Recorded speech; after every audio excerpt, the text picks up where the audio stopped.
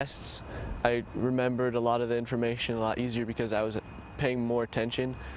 Before the time change, I was trying to catch winks of sleep before, or when nothing interesting was really happening.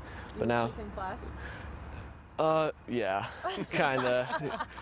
There's no anger levels in the morning. Having to get him up 3 or 4 times is what it used to be, and then that puts us behind and puts us in a bad mood. And so here's the deal. This is the second year with these later start times for Cherry Creek. For the older kids specifically, the big question is, did it make a difference? You can see at least some people are big fans of it. The family we just heard from. The morning routine improved by the new schedule, and while other students and parents weren't necessarily a fan of the change, some say it complicates things in terms of the work schedule and such. So we've got Dr. Bethany Fleck-Dillon from the Metro State University of Denver to talk more about how these later start times impact kids. Good to have you with us. Thank you so much. It's definitely a change. I think so many parents are used to high school kids specifically going to school at 7:30, 7:45, moving that back to nearly 9 o'clock. It's a big change, but you're a big fan of it. Yeah, absolutely. All of the research shows that this extra hour of sleep is beneficial for our students' learning. They're able to pay attention in the classroom. Well, and that's the thing is most other kids aren't getting that. If they go to school at 7:30, 7:45, they're often not going to bed early enough.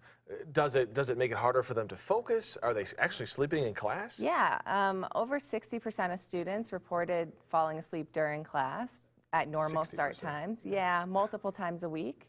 Their brains just aren't soaking in all of the good information that's out there. Their neurons aren't forming the connections that they need to with the lack of sleep. Well, the other side of the coin is that a lot of these kids that are going to school later, they're getting out later. And so, you know, we're putting a lot of pressure on these kids. They've got 15 activities every day after school. That makes it tough for them to cram everything in. Maybe we should all sort of try to lighten the load collectively. Absolutely. One of the biggest reasons why schools haven't done earlier start times is because of all of the after-school activities that exist. We're overscheduling them, then they have homework, and then they have technology, sometimes in their bedrooms at night, that keep them up later and later and later.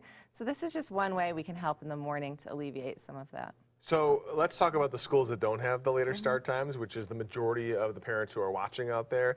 Are there steps that they can take maybe to try to give their kids some of that benefit, even though they don't have the later start times? Yeah, sure. Limiting what they're doing after school, limiting the amount of technology in the bedroom at night so that they're going to bed earlier.